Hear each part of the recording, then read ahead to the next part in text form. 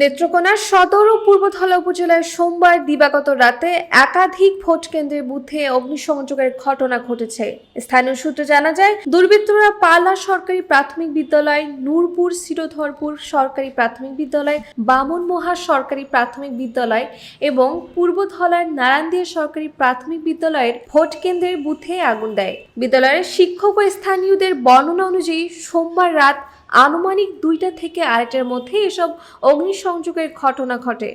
আগুনে বুথ কক্ষের ভেতরে থাকা ফ্যান, বেঞ্চ এবং লাইট পুড়ে যায়। ঘটনার খবর পাওয়া মাত্র স্থানীয়রা দ্রুত আগুন নিয়ন্ত্রণে আনেন, ফলে বড় ধরনের কোনো ক্ষতি এড়ানো সম্ভব হয়।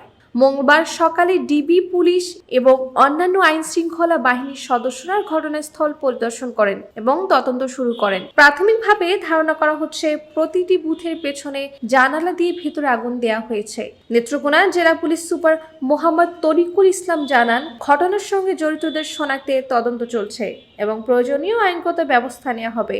যে কোনো ধরনের বিশৃঙ্খলা প্রতিরোধে আইন শৃঙ্খলা বাহিনীর তৎপরতা অব্যাহত রয়েছে।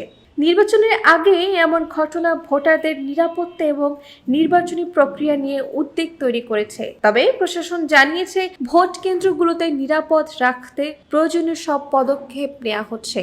সাম্প্রতি সময়ে দেশের বিভিন্ন এলাকায় নির্বাচন আগে এ ধরনের সন্ত্রাসমূলক ঘটনা বেড়েছে বলে জানা গেছে। তদন্ত শেষে দায়ীদের বিরুদ্ধে যথাযথ ব্যবস্থা নেওয়া হবে বলে জানিয়েছে প্রশাসন। নেত্রকোনার এই অগ্নিসংযোগের ঘটনা নির্বাচনী নিরাপত্তা নিয়ে নতুন করে প্রশ্ন তুললেও পরিস্থিতি এখনো নিয়ন্ত্রণে রয়েছে।